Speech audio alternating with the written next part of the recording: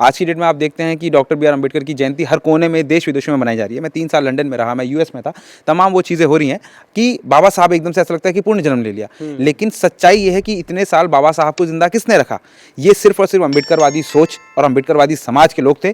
उन्होंने चाहे एक छोटा सा पुतला हो, छोटा सा कार्यक्रम हो, चाहे उनके पास खाने के लिए पैसे नहीं है, लेकिन इतनी ईमानदारी से बाबा साहब को उन्होंने ट्रिब्यूट किया। उन्होंने ये चीज़ समझी कि अगर हमें सांस लेने का भी अगर अधिकार मिला तो बाबा साहब बी आर अम्बेडकर की वजह से मिला, और उसको उनका शुक्रिया अदा करते हुए इतने साल उन्होंने उनको, उनकी परिकल्पना को, उनके विचारों को, उनके सारे प्रिंसिपल्स को उनको जिंदा रखा और अम्बेडकर जयंती मनाई, तमाम अपने बच्चों के अंदर वो चीज़ डाली। और यही चीज़ आप आज देश दुनिया में देखते हैं कि अम्बेडकर, अभी 2 दिन के अंदर अम्बेडकर जयंती आप देखेंगे देश दुनिया में हर जगह सबसे ज़्यादा अगर वो सेलिब्रेटेड कोई जयंती है तो डॉक्टर बी आर अम्बेडकर जयंती है। तो बहुत ज़्यादा जटिल जो है अम्बेडकरवादी सोच और अम्बेडकरवादी समाज। ये इवेंट जो था ये डॉक्टर अम्बेडकर फाउंडेशन ने 200वीं जयंती महात्मा फुले के लिए मनाई, और जिसके अंदर मेन उद्देश्य ये था कि उनके विचारों के ऊपर, उनकी विचारधारा के ऊपर और उनके तमाम जो प्रिंसिपल्स थे उसके ऊपर समाज के अंदर क्या उसकी उपलब्धियाँ हुई हैं, फ़ायदे हुए हैं, और आने वाले समय में समाज को ऐसी क्या चीज़ें करनी चाहिए कि जो सत्यशोधक समाज जिसकी परिकल्पना ज्योतिराव फूले जी ने करी थी और जिसको हम लोग कर पाएँ। इसका जो टर्नआउट था लोगों का वो बहुत ही अच्छा था, जिसके अंदर बच्चे आए, जैसे किस तरीके से हम एक अच्छे विचारों को बच्चों के अंदर डाला जा सकता है। यहाँ पर बच्चे आए, यहाँ पर महिलाएं आई, यहाँ पे जवान बच्चे आए, कॉलेज के थे, यहाँ पे एडवोकेट्स थे, तमाम समाज के डिफरेंट सामाजिक कार्यकर्ता थे, तमाम लोग आए। और हमारे समक्ष जो है खुद माननीय मंत्री, हमारे social justice minister, secretary, doctor Ambedkar foundation से वहाँ के मेंबर और सुधीर हिलसायन जी और तमाम जो टीम यहाँ पर थी। तो इस तरीके से थॉटफुल एक डिस्कशन होना और डॉक्टर अम्बेडकर सेंटर के ऊपर, और खासकर कि जब एनिवर्सरी है ज्योतिराव फूले जी की, तो ये दर्शाता है कि किस तरीके से समाज एक उत्साह के साथ इस विचारधारा को देख रहा है, और किस तरीके से आने वाले टाइम के अंदर हम लोग एक सत्य शोधक समाज की जिनकी कल्पना ज्योतिराव फूले जी ने करी थी उसको हम वास्तविकता में करने का काम करेंगे। बहुजन समाज को क्या चीज़ें ज्योतिबा फूले के अपनी माननी चाहिए, ज़िंदगी में अप्लाई करनी चाहिए, जिससे बहुजन समाज जो है आगे वृद्धि हो सके बहुजन समाज की? सिर्फ एक चीज़ माननी चाहिए कि जो कि ज्योतिबा फूले जी कहते थे सोशल रिफॉर्मर, वो सोशल रिफॉर्मर थे। सोसाइटी को रिफॉर्म करने की बात करी। सोसाइटी को आप रिफॉर्म किस तरीके से करा जा सकता है, उसके लिए बाबा साहब ने बहुत सारी अच्छी चीज़ें बोली। पहला, आप एजुकेशन लीजिए। दूसरा, आप अपना स्किल्स पे काम कीजिए। तीसरा, आप एजिटेट हुइए असमानता के अगेंस्ट। चौथा, आप उसको ऑर्गेनाइज करिए। तो ये बहुत ज़रूरी है कि अम्बेडकरवादी विचारधारा पर अगर विश्वास रखते हैं तो आपको शिक्षा की तरफ सबसे पहला कदम उठाना है। अपने परिवार के लिए, समाज के लिए, लोगों के लिए, एक दूसरे के लिए खड़ा रहना है, और इस तरीके से पार्टिसिपेट करना है कि सकारात्मकता की जो लहर है वो बाकी समाज में भी जा पाए, कि किस तरीके से दलित समाज के लोग अम्बेडकरवादी होकर, फुलेवादी होकर, शाहू जी महाराज के रास्ते पे जाते हुए किस तरीके से एक बेहतर समाज सबके लिए बनाएंगे, ना सिर्फ दलितों के लिए, बाकी सब चीज़ों के लिए। जिस तरीके से डॉक्टर बी आर अम्बेडकर ने कॉन्स्टिट्यूशन बनाया, उसके अंदर महिलाओं का उन्होंने रिजर्वेशन, पार्टिसिपेशन इंश्योर किया, दलितों का किया। कुल मिला के कहने की बात यह है कि बाबा साहब ने हर कोई उस ऑप्रेस्ड कम्युनिटी जिसको समानता का अधिकार नहीं मिला था, उन सबको समानता का अधिकार बाबा साहब ने दिलवाया। यही प्रिंसिपल जो हमारे ज्योतिराव फूले जी के थे, यही प्रिंसिपल हमारे बाबा साहब बी आर अम्बेडकर के, यही प्रिंसिपल हमारे होने चाहिए कि आने वाले टाइम के अंदर आपके बच्चे नए अम्बेडकर बन सकें, आपके बच्चे नए फूले बन सकें। ये बहुत दर्दनाक और दुखदायक बात है कि आज की डेट में 2026 के अंदर भी कि लोगों को, दलितों को खासकर, पानी पीने के लिए मार दिया जाता है, उनको शादी में जाने के लिए मार दिया जाता है, घोड़ी पे चढ़ने के लिए मार दिया जाता है, बुलेट चलाने के लिए मार दिया जाता है, मूछें रखने के लिए मार दिया जाता है। तो ये चीज़ दर्शाता है कि अबोलिशन ऑफ अनटचेबिलिटी आर्टिकल 17 जो कि इंडियन कॉन्स्टिट्यूशन में उसके तहत हुआ, लेकिन उसका पालन हर वर्ग तक नहीं पहुंच पाया। आपको ये मानना पड़ेगा, हो सकता है कि सोसाइटी के अंदर जो लोग, जो प्रदेश हैं, जो कैपिटल है, तमाम वो विकसित प्रदेश हैं, वहाँ पर ये सब चीज़ें थोड़ी सी ज़्यादा बेहतर हैं। लेकिन आज की डेट में भी ये वास्तविकता है कि दलितों को आज की डेट में भी उनकी जात की वजह से शोषण भी सहना पड़ता है, और उनको उसका परिणाम, उनको अपनी जान गंवा के भी दिया जाता है। दूसरी चीज़ ये आती है कि हम इसको बेहतर कैसे कर सकते हैं। इसको बेहतर 2-3 तरीके से किया जा सकता है। पहला ये है, बाबा साहब के प्रिंसिपल्स को फॉलो करते हुए आप पहले शिक्षा की तरफ ध्यान दें। दूसरा, जागरूकता की तरफ ध्यान दें। तीसरा, आप समाज के लिए पार्टिसिपेट करें।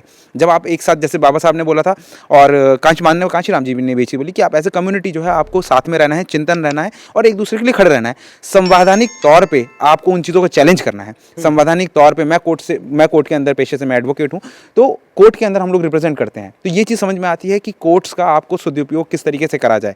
कोर्ट से इंसाफ आपको मिल सकता है, बस आपकी लीगल रिप्रेजेंटेशन अच्छी होनी चाहिए, आपके मुद्दे होने चाहिए। अगर कोर्ट्स में अगर आप जाते हैं, पुलिस के अंदर जाते हैं, तो आपको ज़्यादा से ज़्यादा लोग आप पढ़े लिखे होंगे तो वो समझ पाएंगे कि किस तरीके से आपकी पुलिस कंप्लेंट जाए, किस तरीके से आपके केस सही टाइम पर रजिस्टर हो, किस तरीके से आपको इंसाफ मिल पाए। तो अगर हम चाहते हैं कि ये स्थिति बेहतर हो, उसके 2 ही तरीके हैं। आप संविधान को फॉलो करें, संविधान को फॉलो करवाएं, और दूसरा, कोर्ट्स के अंदर आप जो हैं अपने राइट्स की, अधिकारों की मांग संवैधानिक तरीकों से करी जाए। देश में लगातार 2 वाद चलते आ रहे हैं, अम्बेडकरवाद और ब्राह्मणवाद। आपको क्या लगता है कौन सा वाद ज़्यादा जटिल है इस समय? अम्बेडकरवाद बहुत ज़्यादा जटिल है। आप देखिए कि जो अम्बेडकरवादी जो समाज है उनके पास खाने के लिए परेशानी है, उनके पास पानी पीने के लिए नहीं है। ये तमाम परेशानियां होने के बाद भी बाबा साहब को उन्होंने जिंदा रखा। आज की डेट में आप देखते हैं कि डॉक्टर बी आर अम्बेडकर की जयंती हर कोने में देश विदेशों में मनाई जा रही है। मैं 3 साल लंदन में रहा, मैं यूएस में था, तमाम वो चीज़ें हो रही हैं कि बाबा साहब एकदम से ऐसा लगता है कि पूर्ण जन्म ले लिया। लेकिन सच्चाई ये है कि इतने साल बाबा साहब को जिंदा किसने रखा? ये सिर्फ और सिर्फ अम्बेडकरवादी सोच और अम्बेडकरवादी समाज के लोग थे। उन्होंने चाहे एक छोटा सा पुतला हो, छोटा सा कार्यक्रम हो, चाहे उनके पास खाने के लिए पैसे नहीं है, लेकिन इतनी ईमानदारी से बाबा साहब को उन्होंने ट्रिब्यूट किया। उन्होंने ये चीज़ समझी कि अगर हमें सांस लेने का भी अगर अधिकार मिला तो बाबा साहब बी आर अम्बेडकर की वजह से मिला, और उसको उनका शुक्रिया अदा करते हुए इतने साल उन्होंने उनको उनकी परिकल्पना को, उनके विचारों को, उनके सारे प्रिंसिपल्स को उनको जिंदा रखा और अम्बेडकर जयंती मनाई, तमाम अपने बच्चों के अंदर वो चीज़ डाली। और यही चीज़ आप आज देश दुनिया में देखते हैं कि अम्बेडकर अभी 2 दिन के अंदर अम्बेडकर जयंती आप देखेंगे देश दुनिया में हर जगह सबसे ज़्यादा अगर सेलिब्रेटेड कोई जयंती है तो डॉक्टर बी आर अम्बेडकर जयंती है। तो बहुत ज़्यादा जटिल जो है अम्बेडकरवादी सोच और अम्बेडकरवादी समाज है। तो आप अपने पे विश्वास रखिए, आप लोग देश का परिवर्तन करेंगे, आपकी आने वाली जनरेशन के अंदर नए अम्बेडकर, नए फूले बनेंगे। क्या आपको लगता है बहुजन समाज बाबा साहब की विचारों पर चल रहा है? ऐसा तो नहीं विचारों पर ताला और तस्वीरों पर माला? देखिए, ऐसा बिल्कुल भी नहीं है। अम्बेडकरवादी समाज के लोग मैंने लंदन के अंदर देखे, यूके के पूरे यूके के अंदर देखे, मैंने अमेरिका के अंदर देखे, मैंने भारत के अंदर देखे, दिल्ली के अंदर देखे, मैं बुलंदशहर से माधोगढ़ से आता हूँ, मैंने वहाँ भी देखे। अम्बेडकरवाद के लोग जो हैं बहुत ही ज़्यादा आइडियोलॉजी को लेकर बहुत ज़्यादा ऑनेस्ट और बहुत ज़्यादा जटिल हैं। लेकिन कुछ चीज़ें बाबा साहब ने जब अपनी स्पीच में ये कह दिया था कि मुझे पढ़े लिखे लोगों ने धोखा दिया, तो उसकी मतलब उसका सीधा सीधा अनिवार्य ये है कि कुछ लोग हो सकते हैं कि वो मार्ग से भटक गए हों। तो आपको ये समझना पड़ेगा कि कुछ लोगों के भटक जाने से अम्बेडकरवादी समाज ना अपने विचारधारा के लिए रुका है, ना रुकेगा। कुछ लोगों का हो सकता है भटकना है, लेकिन हमारी उनसे आशा बस यही है कि आप जो है बाबा साहब के विचारों पर चलें।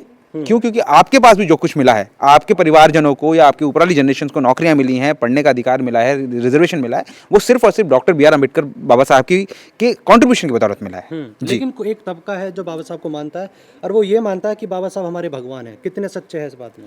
देखिए, ये चीज़ आप उसी आदमी से पूछ सकते हैं जिसकी वजह से बाबा साहब ने वो बदलाव लेकर आए। कुछ लोगों को अगर जीने का अगर एक कहते हैं कि वरदान अगर मिला है, चाहे वो मानसिक गुलामी से दूर होना हुआ या सम्मान हो, डिग्निटी हो, तो वो बाबा साहब की तरफ से मिला है। जो चीज़ उसको जिस चीज़ से मिलती है, किसी को भगवान से मिलती है, किसी को किसी और से मिलती है, वो उसको पूजने लग जाता है, एडमायर करने लग जाता है। अगर समाज के अंदर ऐसे लोग हैं जिनको उनको लगता है कि उनकी डिग्निटी, उनको सम्मान जो मिला है, तो बाबा साहब उनके लिए उसी प्रेरणा का काम कर रहे हैं। अगर हम एक छोटा सवाल पूछते हैं कि दलितों को चाहिए क्या?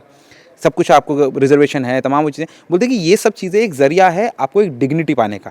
दलितों का सिर्फ एक ही सवाल है कि आपको उनको क्या चाहिए? उनको सम्मान चाहिए, डिग्निटी चाहिए। जैसे असमानता किसी और प्रदेश में नहीं होनी चाहिए, उसी तरीके से उनके साथ में नहीं होनी चाहिए, किसी और वर्ग में नहीं होनी चाहिए, इनके साथ भी नहीं होनी चाहिए। तो बहुत ज़रूरी ये बात है कि अगर वो भगवान की तरह मान रहे हैं तो उनको भगवान की तरह ट्रिब्यूट भी अगर करना चाहते हैं तो वो आप उसी तरीके से कर सकते हैं कि आप उनके विचारों को पढ़ें, उनकी राइटिंग एंड स्पीचेस को पढ़ें, उनके बताए हुए रास्ते पे चलें। सबसे ज़्यादा डेमोक्रेटिक संविधान हमारा है, इसके अंदर सभी जातियाँ, सभी धर्म, सभी प्रदेश के लोग आते हैं। हमारे देश के अंदर ऐसी ऐसी जगह हैं जहाँ पे लैंग्वेज बैरियर बहुत ज़्यादा है, लोगों के भगवान अलग हैं। तो एक भारत देश अकेला है। मैं दीन दुनिया में काफ़ी घूमा हूँ, मैं कोई ये सुनिश्चित कर सकता हूँ जितनी डाइवर्सिटी हमारे देश के अंदर है वो किसी और के पास नहीं है। तो आपको ये चीज़ समझनी पड़ेगी, किसी भी धर्म को या जात को यहाँ पर इस तरीके से फील ना कराया जाए कि वो किसी से कम है। यही एक ब्यूटी है हमारे देश की कि सभी धर्म के लोग, सभी जात के लोग यहाँ पर मिलकर बैठ सकते हैं, खा सकते हैं, पी सकते हैं और एक अच्छे बेहतर भारत के लिए, अच्छे भारत समाज के लिए हम लोग काम कर सकते हैं। जी। लेकिन एक तबका है जो बाबा साहब की प्रतिमा को तोड़ता है, लेकिन उनको आखिर क्या प्रॉब्लम है जो बाबा साहब से उनके प्रतिमा को तोड़ते हैं? देखिए, ऐसा होता है कि ना जब काफ़ी दिन से आपकी अगर कोई प्रभावशाली एक आपकी जो छवि बनी हुई है, लेकिन आपको वैचारिक तौर पे अगर तोड़ने का काम किया तो वो बाबा साहब के विचारों ने किया। अगर संविधान आया तो संविधान आने के बाद ये चीज़ क्लियर हुई कि अब कोई भी और चीज़ें नहीं चलेंगी, सिर्फ और सिर्फ संविधान के तौर पे ये देश चलेगा। जब तक उनकी गुंडागर्दी थी, तब तक उनकी मतलब तानाशाही चल रही थी, तब तक उनके लिए सब कुछ ठीक था। लेकिन आज की डेट में चाहे वो कोई किसी भी वर्ण से आता हो, जात में, धर्म में, उसको संविधान को मानना पड़ेगा। वो बहुत ज़्यादा असंतुष्ट हैं, नाखुश हैं कि ये सारे जो बदलाव हो पाए हैं सिर्फ और सिर्फ भारत में महिलाओं के लिए बदलाव हो पाए हैं, मजदूरों के लिए बदलाव हो पाए हैं, जातियों के लिए बदलाव हो पाए हैं, सिर्फ और सिर्फ एक शख्स की वजह से हो पाए हैं, डॉक्टर बी आर अम्बेडकर। तो उनके लिए स्वाभाविक की तौर पर बात है कि उनके लिए ये चीज़ नागवारा गुजर गई है। तबका जो है बाबा साहब पर लगातार आरोप लगाता है कि बाबा साहब ने संविधान तक नहीं लिखा। ये देखिए, अब पॉइंट ये आता है कि जिसने ना संविधान को पढ़ा, ना उन्होंने कॉन्स्टिट्यूशन असेंबली डिबेट्स पढ़ी है, ना उनको उसके प्रोसेस के बारे में पता है, तो वो लोग अगर कुछ भी कहते हैं निराधार बात करेंगे तो उसको मतलब जो वास्तविकता चीज़ें हैं उनको मिटाया नहीं जा सकता। तो निराधार बातों का कोई मूल्य नहीं बचता है। वर्तमान में देखा जा रहा है जो बाबा हैं वो लगातार एक्टिव है और बाबा साहब पर लगातार जहर उगलने का काम कर रहे हैं। अब बाबा साहब ने क्या बोला? बाबा साहब ने बोला कि पहले ये देश जो है संविधान से चलेगा। संविधान के अंदर क्या लिखा गया? संविधान के अंदर आपको राइट टू इक्वलिटी मिलेगा, मतलब जो पहले नहीं थी। बाबा साहब ने ये बोला कि आपको जो आर्टिकल हमारा 15 कहता है कि प्रोहिबिशन अगर आप किसी नल से पानी पीना चाहते हैं, उस टाइम पे कुएं होते थे कि आपको कोई रोक नहीं सकता, आपको डिस्क्रिमिनेशन नहीं कर सकता, वो प्रोहिबिशन लगाया। फिर अनटचेबिलिटी को रोका, फिर रिजर्वेशन उनको दिया जो तबके यहाँ पर ऑप्रेस कम्युनिटी के अंदर थे। महिलाओं को समानता का अधिकार दिया। तो जब आप ये चीज़ देख रहे हैं कि ये सारी चीज़ें जब बाबा साहब ने करी, तो बाबा साहब ने किसके लिए करी? पूरे समाज के लिए करी। तो बेहतरी समाज के लिए बाबा साहब का ये बहुत बड़ा स्टेप था।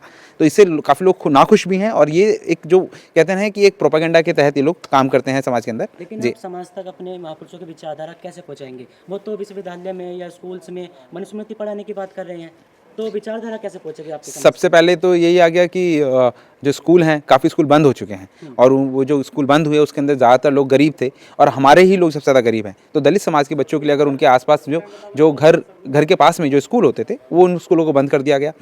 अब एक तरीके से जो मॉडर्न एकलव्य बनाने की जो कोशिश हो रही है कि पहले अंगूठे काट दिए जाते थे, अब जो स्कूल में जो दलितों के बच्चे जाते थे, मिड डे मील्स की होती थी, वो तमाम वो चीज़ें बंद कर दी गई हैं कि अब ज़्यादा एकलव्य बने जाएंगे। तो दूसरी चीज़ ये आती है कि जो आपने बात बोली कि विद्यालयों के अंदर ही जो अम्बेडकरवादी समाज को, मतलब उनकी सोच को, विचारधारा को डिसकंटिन्यू करने का काम हो रहा है, और तमाम और दूसरे शोधों को पढ़ाने की बातचीत चल रही है। तो आपको हमारे समाज के युवाओं को खासकर ये जागरूक होना पड़ेगा कि आज की डेट में आपको 2 चीज़ें करनी है। पहले संवैधानिक तौर पे प्रशासन से अपनी बात करवानी है। दूसरा, आपको इंटरनेट का बहुत ज़्यादा यूज़ करना है, सोशल मीडिया का आपको यूज़ करना है।